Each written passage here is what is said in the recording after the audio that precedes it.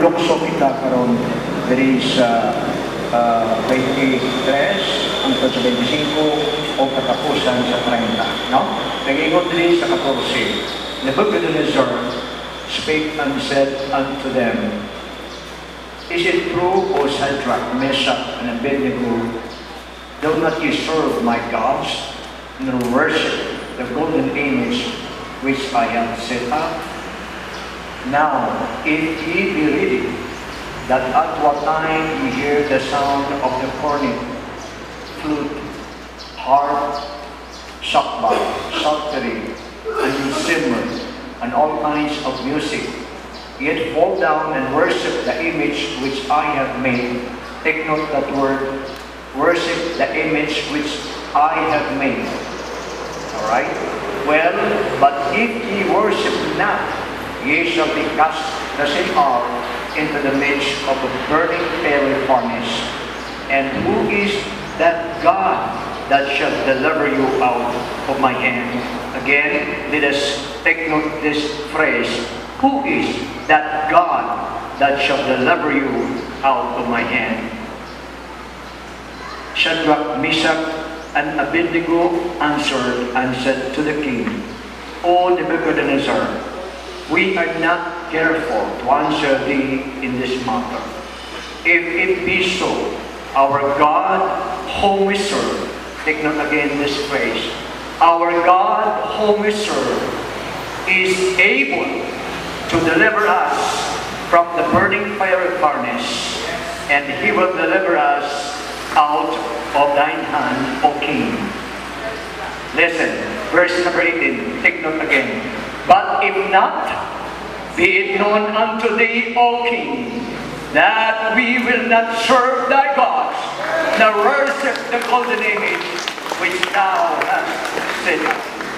Verse number 22 up to 25. Therefore, because the king's commandment was urgent, and the furnace exceeding hot, the flame of the fire slew those men that took up Shadrach, Meshach, and Abednego.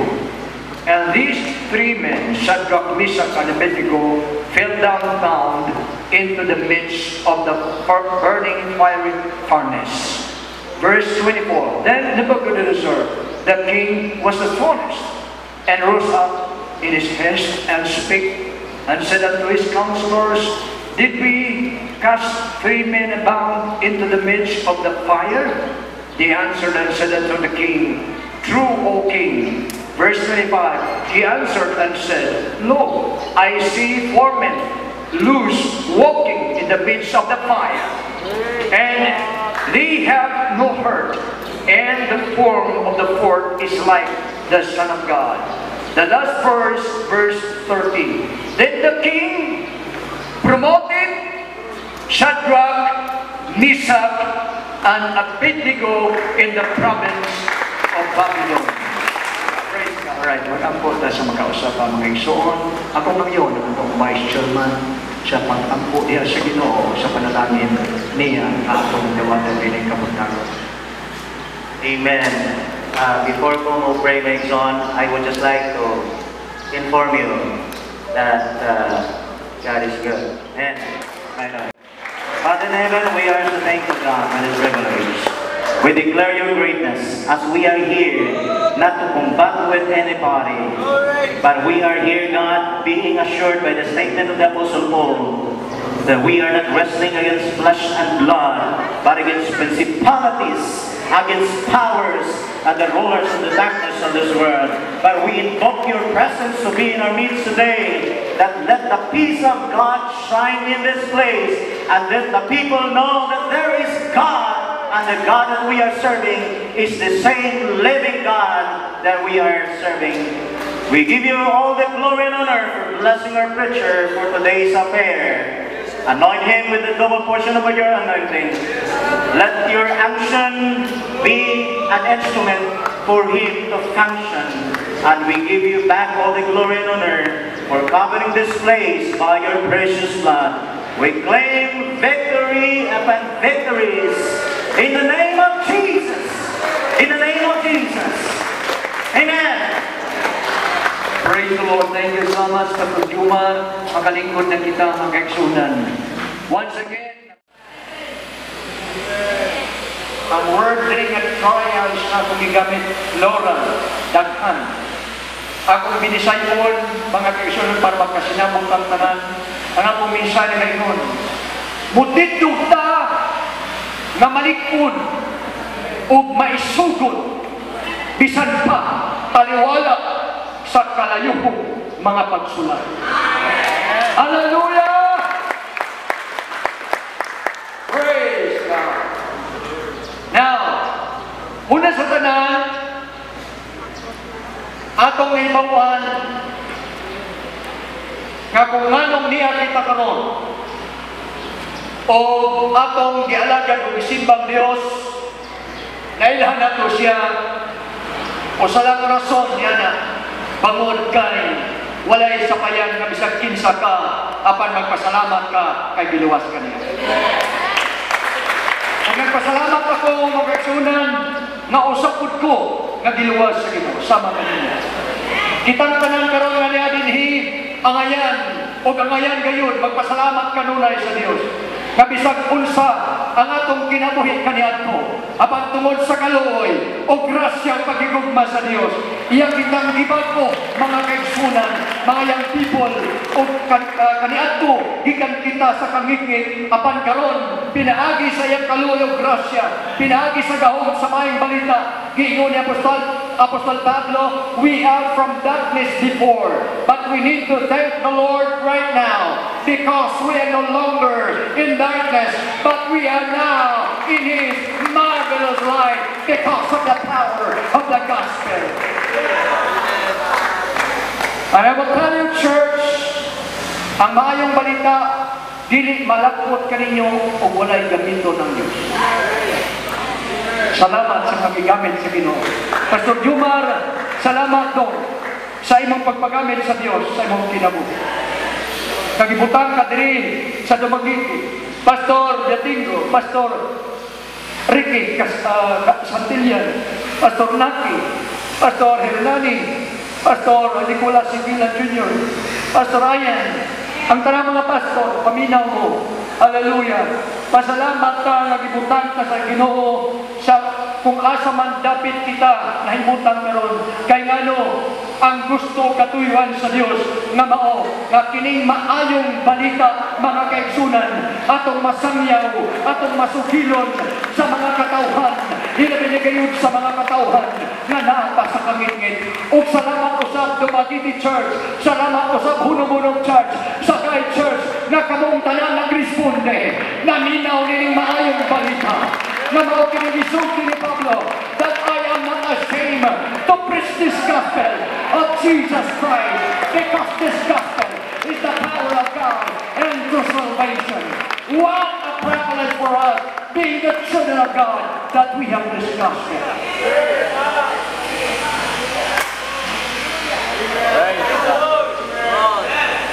Ang too ko, huwag yung Kristohano ng baso. Kristohano. Kung doon na may Kristohano ng baso, balik ka ang imong conversion. Huwag na sa akin. Nagto ko mag-iso na kitang tanalipay ng luwas na sila. Apa? Okay lang yan. Okay lang naman. Hindi siya ko na. Wala ba ko katudlo ganyan? Ako karitsyo ba? Tason ginako ni Ron. Bahalag maalo na. Bahalag maala unahan ta. Basta humanon gini na ko. Ano ko gini kung pag-ampos gino. Dito ko sinampo dito sa pitulugan. Dito pala sa gayaan. Ako nag-iapuan niya. Huwag ako ning dali-dalion ron. Dili matuman ang kabubuton sa Diyos. Pagkaison. So isip inyong elder, mananglit na ko daan. Kabisag magdugay-dugay, kasi mo yung masunod, adilin na all yours, Pastor Concepcion, at yung taasan. Yung saon, marker mo gini. Kanya, sa pagkadugang, may edad na. Dililigod ka paspas. Oo, ngayon tawag, mga hubin pa kay paspas pa. Kaya, may edad naman. So, mo na ako ginahinay. Pero, taluyan sa Ginoo, mahuman gini siya. Praise the Lord. Alright, listen to me. Human kang ginawa sa Diyos, Pasalamat kita ngaya kang giluwas. Di man kini, dili lang ka diha magpabilin. Yan ang mong kahilangan that you will enjoy and you will always happy of knowing that you are being saved. Ayan ang ka magpabilin yan ang kahilangan. Kaya kung ang imong pagtuo o pagsabot sa imong pagkalinuwas, mao nga giluwas ka lang sa Diyos para maluwas ka lang sa iyo ka. Amin niyo sa akong pagtuon sa Biblia, mag-igsunan, akong nasabtan, nganong giluwas ta sa Ginoo, kay aron nga kung unsa ang iyang na-experiensyahan sa pagluwas ka nato, ato pong ma-experiensyahan sa pagluwas sa uban. Ang nita mo, gikan pa ng aking mga gabi, ang natural na lang na. Nahibalo na kanya na. Because that is part of our spiritual journey. That is part of being a believer, being a child of God. Akong buot pasabot, mag-isunan, human nga kita giluwas sa Dios, timani kini, giluwas ta sa Ginoo aron dili magpaharuhay. Giluwas ta sa Ginoo, mag-igsunan aron kung unsa man ang iyang na-experiensya kaniadto nga diin gihatag niya tinuray niyang passion sa mga kalag ug sa bulaton, mausab kanato karon mga kaigsunan nga sa dihang nangalagad nata sa Ginoo. Human ta giluwas niya, kinahanglan mahibalo kita nga bisan unsa man ang mahitabo, bisan unsa man ang mahitabo, kinahanglan gayon moparok kitang malig-on o maisuton diya sa pagpangalagad kaniya. Ug ako kung sultihan mga kaigsunan, sa diyang gitawag ka sa Dios, dili gusto sa Dios madasig ka lang sa primero, apan sa tunga-tunga o sa katapusan dili ka mulahutay ug muhunong ka, dili ka mao ang programa sa Dios. The moment God is beginning to call you in the spiritual journey, He is also expecting you to finish the race, not only to complete the race, but to finish the race. And we know for sure, young people, church members, we are now almost in the finishing line. And I want you to know that the first mile of our service to God is not really the thing that really matters, but it is the last mile. Amen? Alright. So, meaning, ang atong pag-alagad sa Diyos, muagi gayon kita sa mga gitawag na kainlaing mga kabudlayan. Asa ka na mabasa, Pastor? Mabasa ka na diya sa Luke chapter 9, mga kaigsunan, 23 up to 24. Nagaingon diri. And he said unto them, if any man will come after me, let him deny himself and take up his cross daily. Everybody say, daily. Muna nga bisag kada adlaw, ayaw na katingala, ayaw na hibulong, kaya adlaw-adlaw ni. And take up his cross daily and follow me. Praise God. Palagpakan mo din. Salamat po. Another scripture, the book of John. Gingon sa Ginoo, in this world, and we know, young people, listen to me, although naanak ka sa Ginoo, and we are now in our spiritual journey, but it cannot be denied, young people, church members, brothers and sisters in the Lord, that we are still in this world. Naintindihan ko ninyo? Bisag naluwas na ta, doon na tayo paglaong sa kaluwasan, ibago na sa Diyos atong kinabuhi, o yan nagsugod na ta sa atong espirituhanong panglakatan, apan ayaw kalimot, nga nagpabilin paghihapon, nga nagkinabuhi, hindi nga kalibutan. O matod pa ni Kristo, niining maong kalibutan, in this world, ang word that is referring to His children. In other words, the statement of Jesus Christ is addressing to all of His children. He is not addressing to those people who do not know Him, but this statement of Jesus Christ is specifically addressing to all His children. Nagingon siya, in this world, ye have much tribulations. Everybody say, tribulations. Busa, dili katingad-an, adlaw-adlaw, unsa man nga klase sa tribulations, unsa man nga klase sa mga kalisdanan, unsa man nga klase sa cross, unsa man nga klase sa kabulayan, that is part of our spiritual journey. We cannot bypass. We cannot have a shortcut in serving God, in desiring to go to heaven. We don't have a shortcut. We need to follow the instructions. We need to follow the way. Amen. If that is the way it should be, then so be. Praise God. Amen. Amen. So dunay mga kasakitan, dunay problema, dunay mga pagpilaw, dunay mga persecutions, dunay mga kapigaduhon, dunay mga balatian. Kining mga butanga nagaabot kanatong tanan. Apan salamat nga bisag dining kalibutan na, we have so much pain. We have so much discouragement. We have sometimes frustrations in life. Sometimes we have problems. Sometimes we are in distress. Oh, but we need to thank the Lord because we have the word from the Apostle Paul. He said, oh God, makaingon ko nga walay problema, walay sayop niya. Pero ang sayop niya makaisunan, bisag gigastuhan niya kining maong imahin. You can just imagine this image was made of gold, pure gold.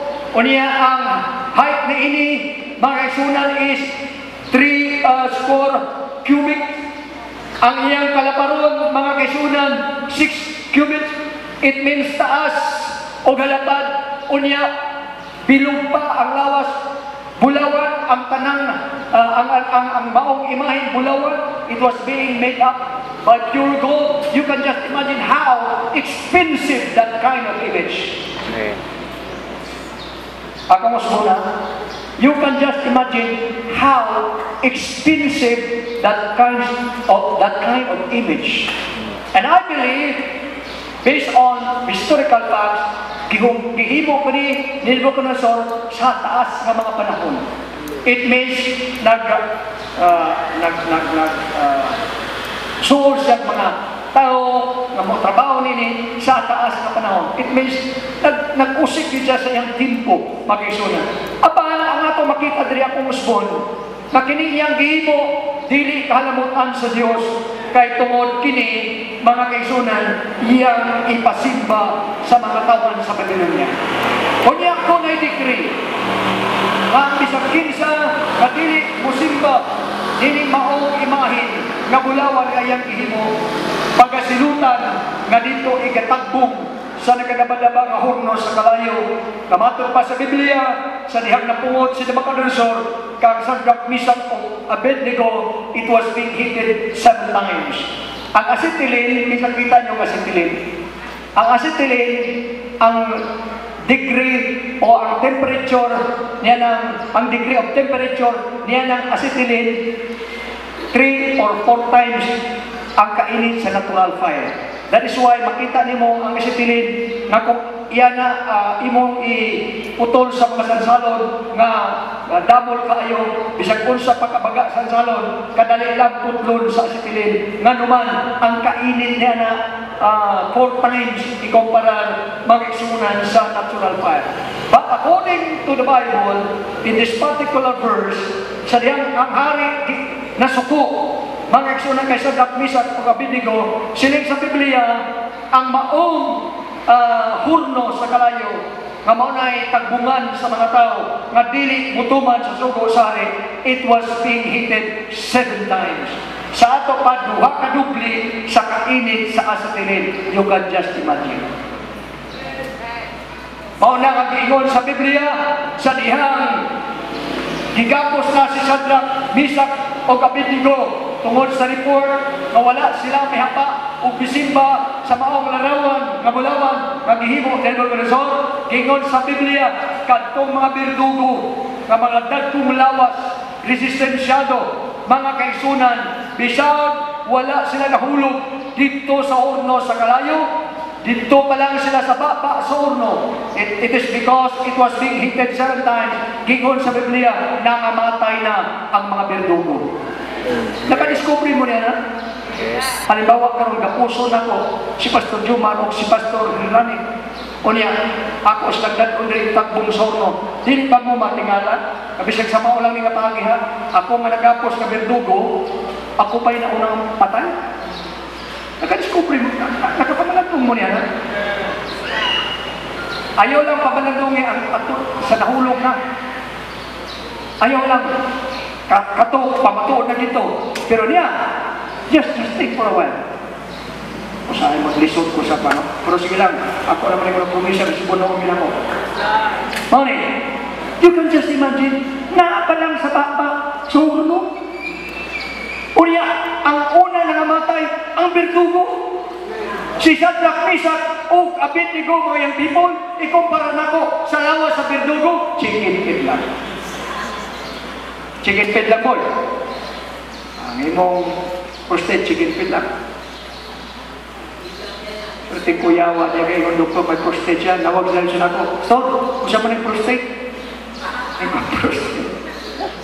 Sakit na sa pati kakahig, kunya mag-edad ka ng mga 50, may prostate ka yun. Kung siya ni Pastor, chicken feed lang, o chicken feed lang na boy, ang bawan siya.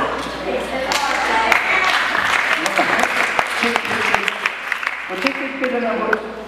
Sa ito pa, o ikumparan mo ni mo ang lawas ni Shadrach, Meshach, o Abednego, magkaisunan, mas dagko ang mga berdugo. But listen to me, you can just imagine how powerful is our God. You can just imagine, if you will try to visualize, if you will try, hallelujah, to use your spiritual eyes and spiritual understanding to see and understand how God is powerful, how great is our God, how awesome He is, mga kauturan. Anak pa lang sa baba, sa among horno, nangamatay na ang naggapos sa kay Shadrach, Meshach, o Abednego. Buot sa tingon mga igsunan, dili pagani sa tinuray nga sudon, ang Dios mga pina, ang Dios mga hibo na, o mga supernatural, ang Dios mulihok na. Did you understand what I'm talking about? That is why we need to stand firm and be courageous. Now, yan ang karoon. Pagkasuko sa hari, to make the story short, gihulog. Giwali ni Pastor Ayan kagabi. Naghingon ko sa mga pastor, ang Diyos mahayo Ginoo. Nagausa ang mga pangunahuna, gakunik. Kaya wala na ito suti si Ayan na, do, muna yung kuwali, mabunin yung kuwali ha. Wala. Doon nagkakunik-kunik. Lahi naman title, pero mga scriptures, nagkakunik-kunik. Magkagsunan ng panghuna-una, nagkunik-kunik. Abi niyo kung unsa, nga mao kini?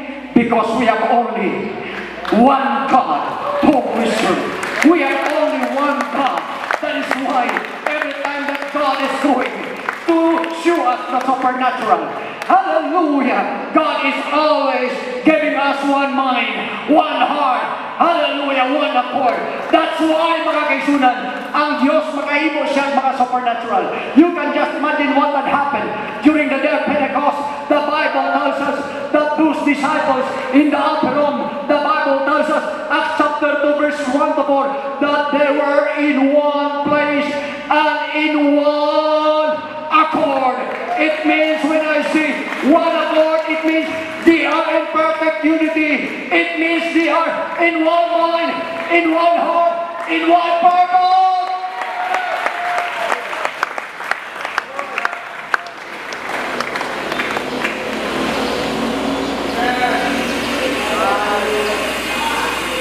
That is why we can see out of those verses in chapter 2 that God poured out the Holy Ghost upon them. Wala ba ka mahibalo? Ako niya itong panahon na dili sila usa ka una-una. Dili sila usa ka kasing-kasing. Lahit rin po. That's why ang mga walay diri nagtudlo yun ka na to. Kung nagpunting din ka na to, maging sunod, diha kanunay sa Diyos. Diba? Since the first night, second day, second night, ang mga walay maging sunod, gapunting pirmi sa Ginoo. Nga naman, kaya kung dili ta one mind, dili ta one heart, dili ta one purpose, walay makitang resulta, walay makitang supernatural, walay makitang milagro, walay makitang testimonyo. Apa nakasiguro ko, nga nung aduna tayo testimonyo, o doon na di tayo kadaugan karon. Ang naitabo gabi karon, o nagaging daw, kadaugan natong tanan, mga kaisuran nga naman, usa lang kita sa una-una, usa lang kita sa kalatsoy, usa lang kita sa katuyuan. And the reason for that is because we have only one God. Alright? Now, paghulog na kanila, sa tingala, hali? O nani, timanin ninyo. Pag magsugod ang imong problema, pag magsugod ang trial sa imong kabuhi, pag magsugod ang testing sa imong kabuhi, tandaan gini, dira pa na ma-start ang Diyos maghimo, mag-workout sa iyo. Amen. Hindi ko pagsiringa na nag-workout lang ang Diyos sa diin niya daw alak ka na sa tunga-tunga o kung katapusan mo. Wala ka lang kabalo sa mo na wala man kaupog ang Diyos. Duway man namati ang Diyos. Kaya nangamuyo ako na wala resulta, na wala man tupa. No? Kamakasiling kasi na. No, that's wrong. That's a wrong concept. Pamatiin niyo, children of God, mga people. Hallelujah. Ano man ang iyong mga handong sa kinabuhi. Ano man ang iyong mga plano, ano man ang iyong mga dreams, ano man ang mga sitwasyon, ano man ang mga ginatubang ninyo sa inyong kinabuhi. Sa pagsugod pa lang tandain, ang Diyos upod na nimo. Kagsun ang Diyos mag-upod sa imo. Hindi kanya biyaan. Kung mag-upod siya sa imo mga katuran, sa primero, tapuso niya hasta sa katapusan. Kaya siya ang Diyos nga manok na po.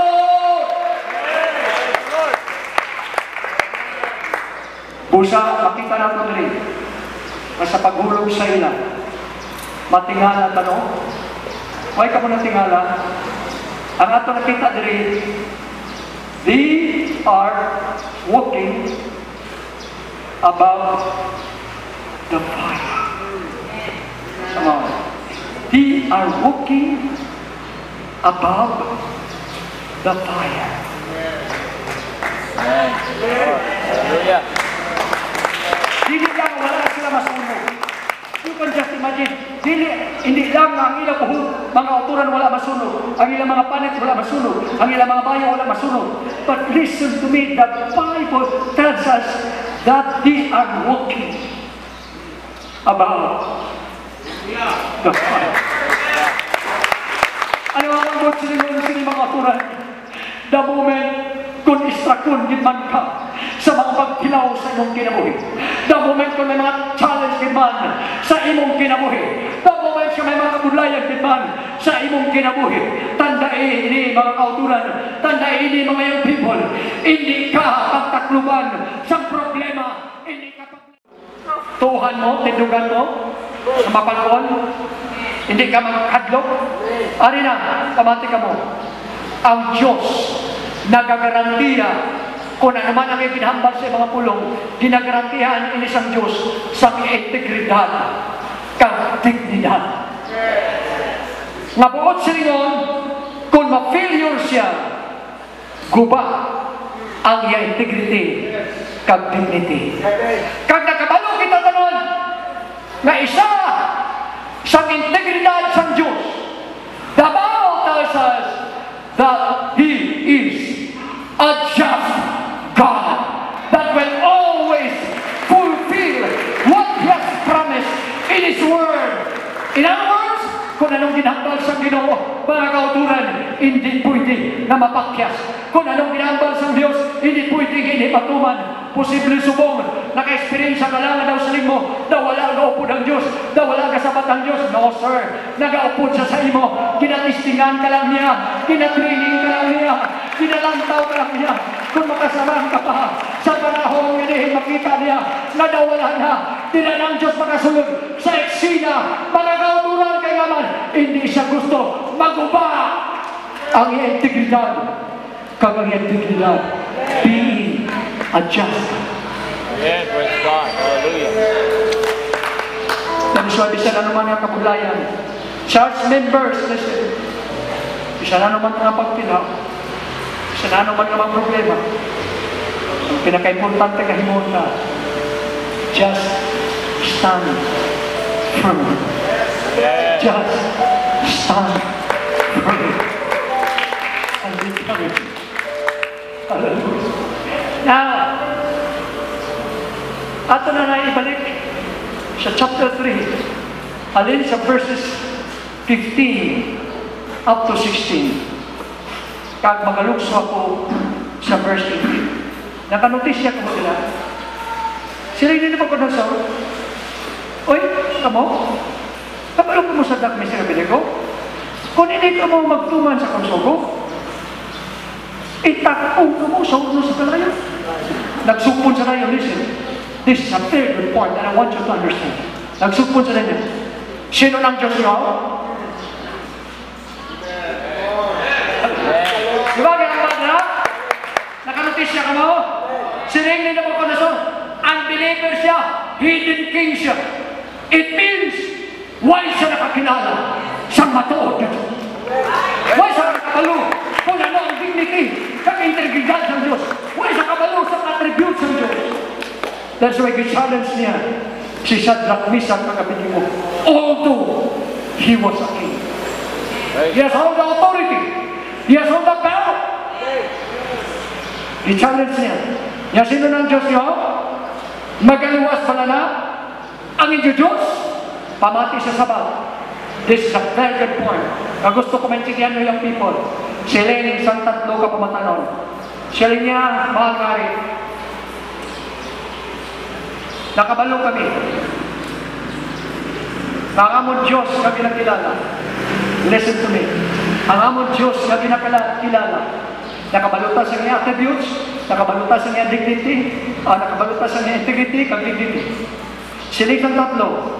Ang amon Diyos nga ginakilala, magaluwasan.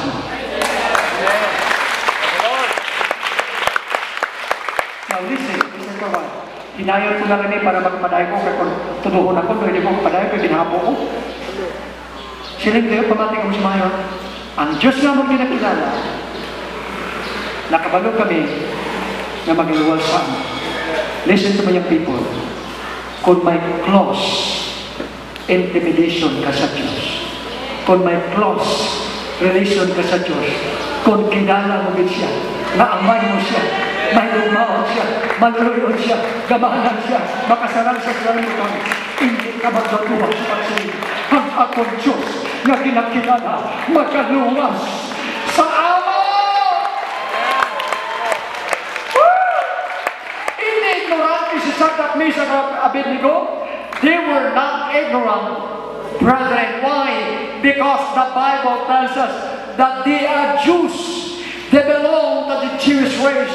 And we know that every Jewish race, every children of the Jews, mga kautarabino, from childhood up to sa pagdako, ginatudluan, may isa lamang ka Diyos, may isa lamang ka Diyos, na tagtuga sa maraming kalutan, may isa lamang ka Diyos ng gabahanan, may isa lamang ka Diyos, mga kauturan na nagluwas sa ila, from bondage, from Egypt. Hallelujah! It means, doktrinado sila. That is why importante ang mga wali, importante mapagtudlo sa pastor, kay dira ka mo madoktrinahan, dira ka mo magabakot, dira ka mo magalingkod sa mga pulong sa Diyos. Ang isa ka tao, amati, na may aras siya proper knowledge, isang pulong sa Diyos, kag may aras solido ka pundisyon, siya ipagto sa pulong sa Diyos, amo ng mga tao, ngay di lang matuto magsimba, kundi matutong sa pagpangamuyo, matutong sa pagbasa, matutong sa pagtuon, matutong sa pagpamati sa pulong sa Diyos. Ang atong pag-alaga sa Diyos, hindi lang simba. Kung magsimba ka, mamati ka. Kaya kung magsimba ka, hindi ka mamati.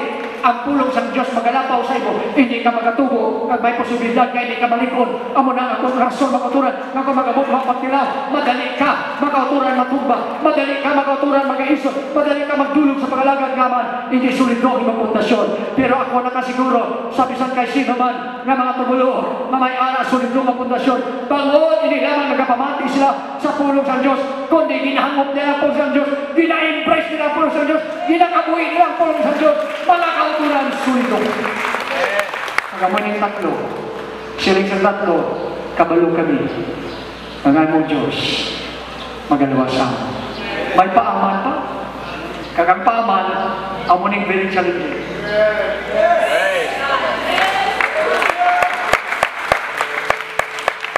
Na nakasiling ko, na ang paaman nila, ang indugang nila kahambal, very challenging. Tanawa ba lang, siling sa tatlo. Pero, mahal-hari, even if,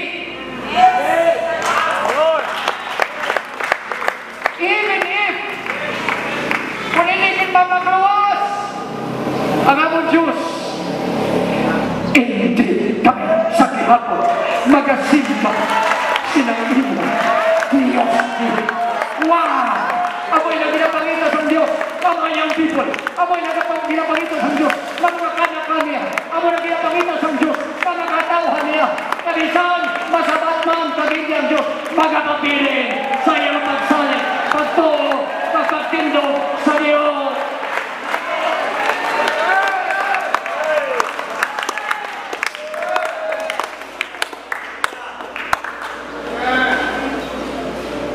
And I will tell the church, the moment that we embrace God's heart, the moment that He is well placed of what we do for Him, I will tell you, God is obligated to fulfill what He has promised.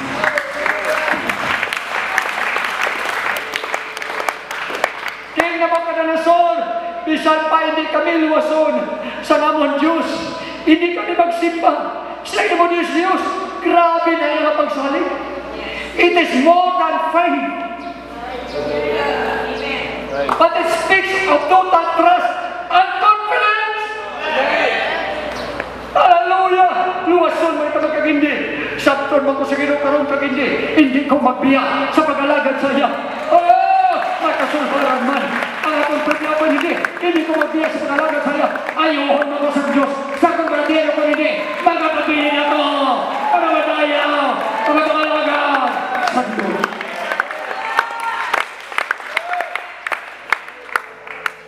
And I believe in all my heart, church, that the reason why na ang tatlo kakamatanon, hindi kit magsimba, hindi kit magrisko sa pagsimba, sinang gihimong kabulawan nga larawan ni Nabucodonosor, isa lang ako na baluan.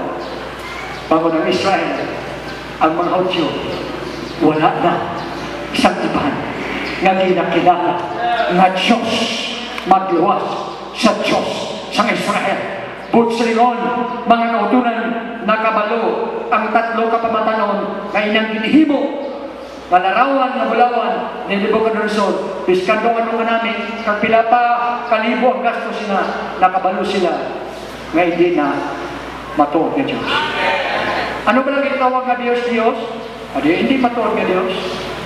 Pero may mga tao manginmatay, mag-persecute sa sala na pagtubos. Kagabi, mga utulan ko ng bigan, mga pinatay na kasiling ko. Kung kainchindi lang nila mga tao. So, pinapakita, kunuhan nila. Pwede sila kasinsiro. Hindi sila gusto kupitin siya. Hindi sila gusto mga utulan na daw maisuntuhan. Pero kanugon, mga kautulan, kung mawala kita nagapaunaw, kung mawala kita mga utulan nagasugod sa ila, nagatindo kita, pagod kita ng mga apostolik, nakabalo, kung sinong matuod ka Diyos, kung anong matuod ka Diyos, ang matuod matuod ng Diyos, hindi naman sa Bulawan, hindi naman sa imahe. Ang matuod ng Diyos, hindi naman sa estatwa. Ang matuod ng Diyos, Espiritu